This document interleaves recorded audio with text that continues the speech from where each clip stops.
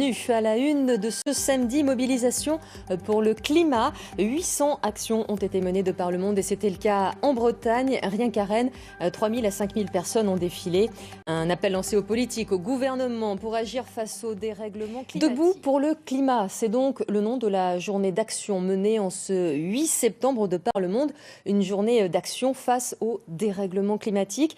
En France, 130 manifestations ont été organisées. Une mobilisation en premier lieu citoyenne. Au moins 3 000 personnes ont défilé à Rennes. Voyez ce reportage de Catherine Carlier et de Lionel Bonis.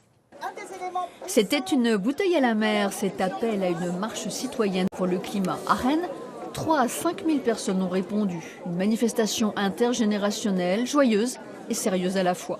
Pour de nombreux manifestants, c'était l'occasion de dire qu'ils étaient des colibris. Tous les petits gestes pour l'environnement comptent. J'ai quitté la région parisienne, j'ai arrêté de fumer, je fais mon potager, j'ai des poules, je fais ma propre nourriture. J'essaye déjà à ma petite échelle de faire des petites choses. On essaie comme on peut. Ça fait très longtemps que ça me travaille en fait. Et je trouve ça dommage parce que on va droit dans le mur et puis on le sait depuis un petit bout de temps et il ne se passe pas grand chose.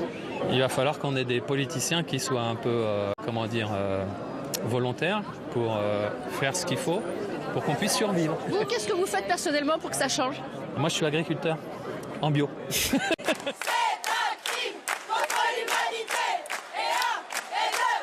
Une marche citoyenne soutenue par des politiques et un collectif d'associations de la Fédération bretonne Nature Environnement à Eau et Rivière.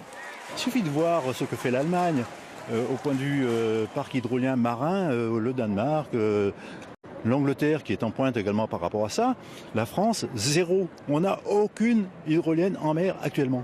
C'est scandaleux. Il faut arrêter d'obéir à Bercy. C'est pas Bercy qui doit commander en fait les destinées de notre pays. C'est vraiment des destinées sociales, humanistes qu'on doit mettre en place. Et c'est une révolution au niveau écologique qu'on doit mettre en place. Aujourd'hui, 1800 milliards par an pour les dépenses militaires alors qu'on a de tels problèmes à résoudre.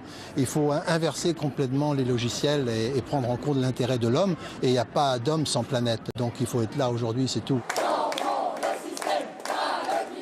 700 scientifiques français ont lancé ce matin dans la presse un appel aux dirigeants politiques pour qu'ils passent de l'incantation aux actes pour enfin se diriger vers une société sans carbone.